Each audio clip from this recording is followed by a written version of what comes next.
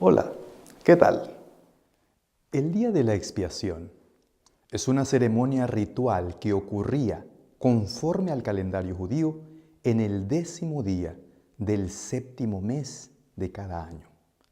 De profundo significado, tenía gran relevancia en la vida del pueblo de Dios. Veamos 5 datos interesantes. Número 1, era precedido, anunciado por la fiesta de las trompetas.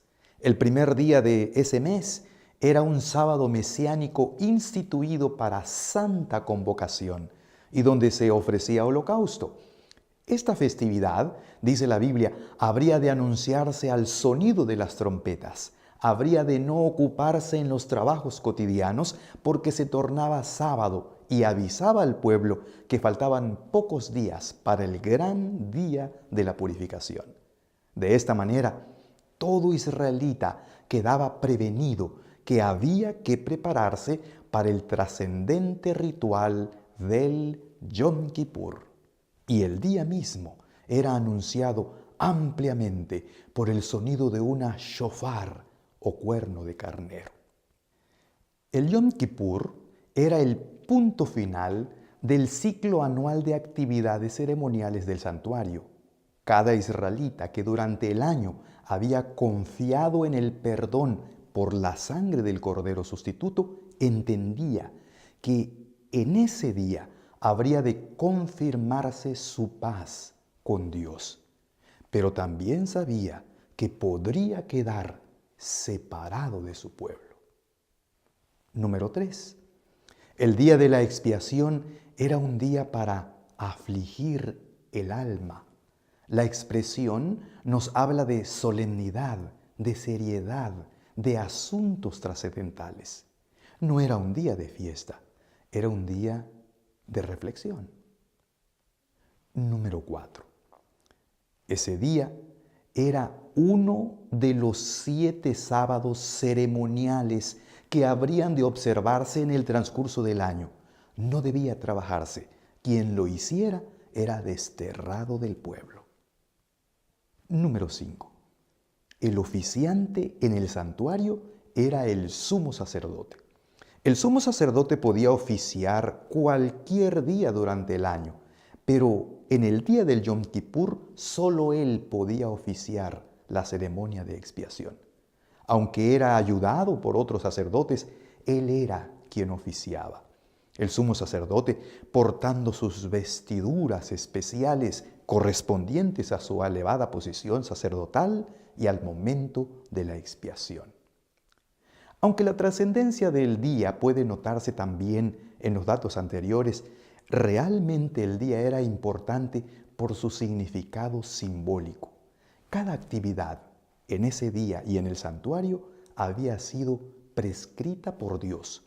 Fue Dios quien escogió el día, fue Dios quien escogió el lugar, fue Dios quien describió las actividades simbólicas de ese día. El programa que se efectuaba ese día era el programa de Dios y allí descansa su trascendencia. El diccionario bíblico adventista concluye que los cultos y las ceremonias del día de la expiación representaban la purificación del pecado y la reconciliación con Dios. Entonces, veamos resumida pero detalladamente una descripción de ese día tan importante. Para ese día, el sumo sacerdote se vestía de vestiduras especiales y exclusivas. La Biblia nos habla de 2, las vestiduras sagradas sumos sacerdotales propias de su rango y las vestiduras santas de lino, exclusivas para ese día y para el momento especial de la expiación. De acuerdo con el comentario bíblico adventista, refiriéndose a Levíticos 16, la ceremonia del sacrificio continuo eran oficiadas por el sumo sacerdote vestido con sus vestiduras sumo sacerdotales. El mismo comentario llama a estas vestiduras vestiduras áureas y se refiere a las descritas detalladamente en Éxodo 28. Es decir, el sacrificio matutino era oficiado por el sumo sacerdote vestido con sus vestiduras sagradas y exclusivas. Era la primera ceremonia del día, previo al momento de la expiación. Una vez terminado el sacrificio matutino, el continuo, la ceremonia de expiación comenzaba con el baño del sumo sacerdote para vestirse la vestidura santa de lino, exclusiva para ese momento. Así vestido de lino, habría de hacerse la presentación delante de Jehová y a la puerta del tabernáculo de reunión de los animales de sacrificio.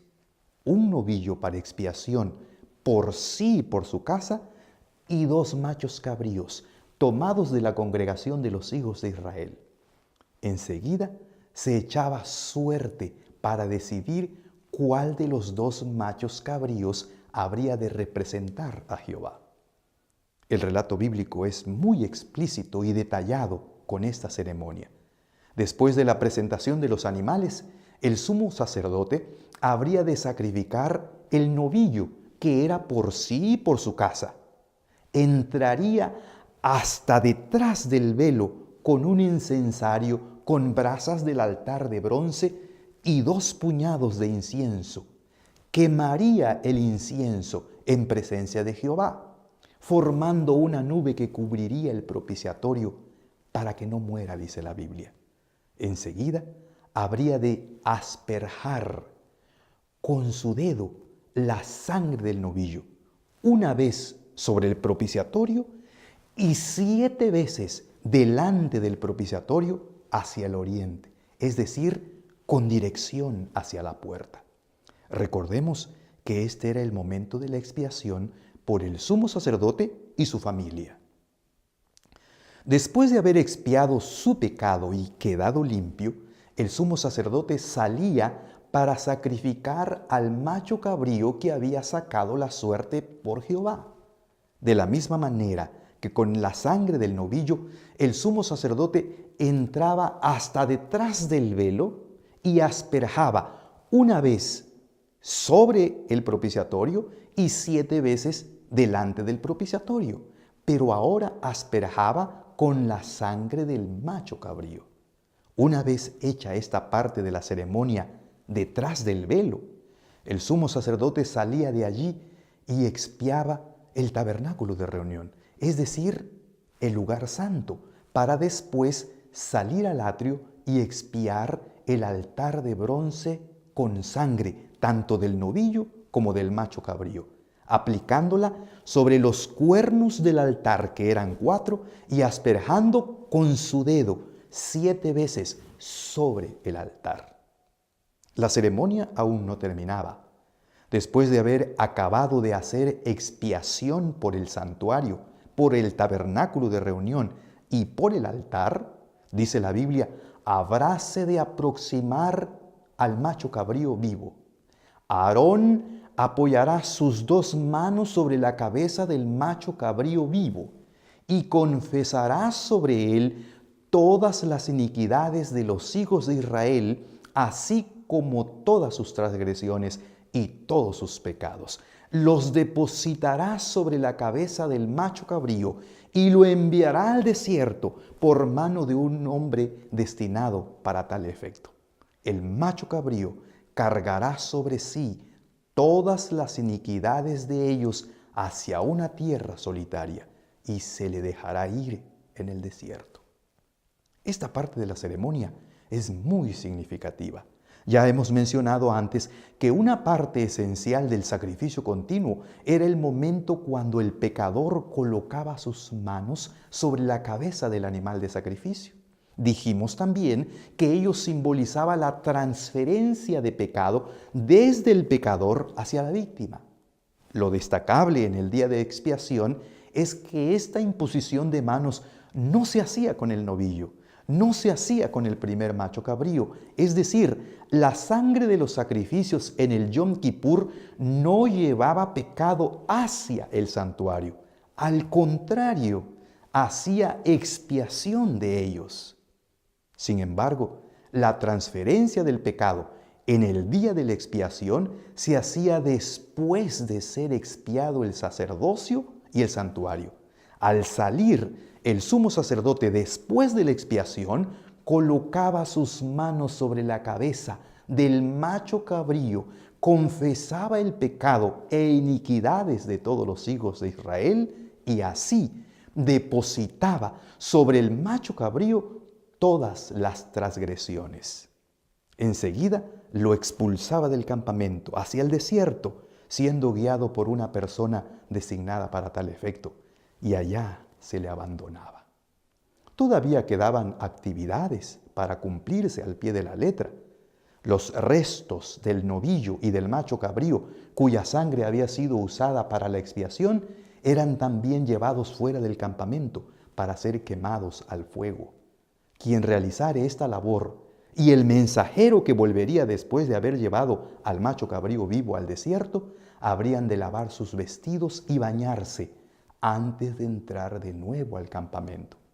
Y como final, el sumo sacerdote habría de entrar al tabernáculo de reunión, quitarse las vestiduras de lino que había usado, bañarse en un lugar santo y finalmente vestirse de nuevo con sus sagradas vestiduras sumos sacerdotales.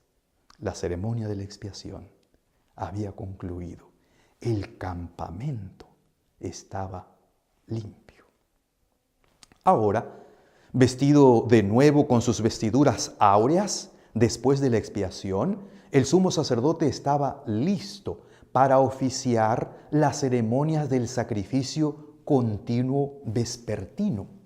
Habría de ofrecer el holocausto vespertino por sí y por el pueblo.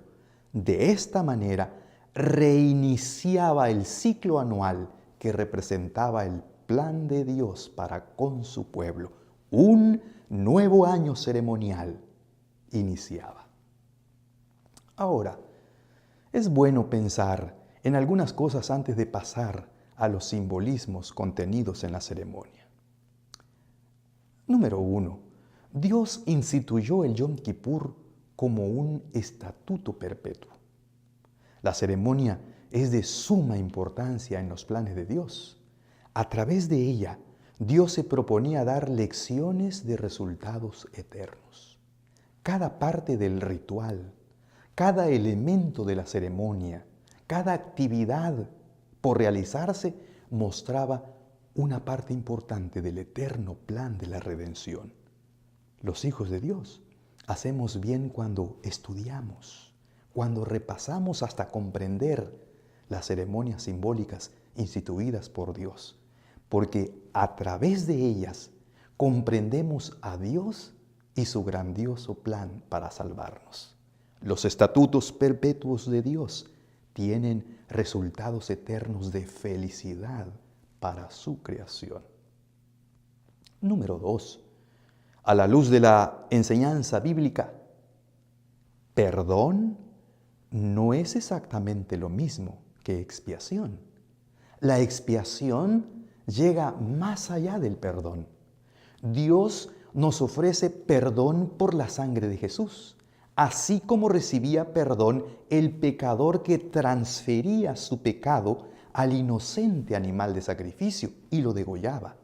La culpa es transferida del pecador a la víctima inocente. Eso es perdón. Pero la expiación señala hacia un evento futuro, donde el pecado no será transferido a un inocente, sino al instigador mismo. Y ambos, pecador y pecado, serán eliminados para siempre. El día de la expiación típico señala al momento futuro y muy próximo, cuando el pecado y su instigador serán erradicados y eliminados para siempre. Ese día señalado dejará al campamento, el cual es el universo de Dios, limpio para siempre. Pecado y pecador no existirán nunca más. El dolor, el sufrimiento, la muerte, los cuales son resultados del pecado, quedarán fuera. Una nueva era llena de felicidad eterna iniciará cuando Dios el soberano del universo, elimine el pecado para siempre. Hacia ese día es que señala el día de la expiación. ¿Estaremos allí? ¿Estarás allí? Dios te bendiga y que los planes de Dios revelados en su palabra y el simbolismo de los rituales del santuario se cumplan en ti.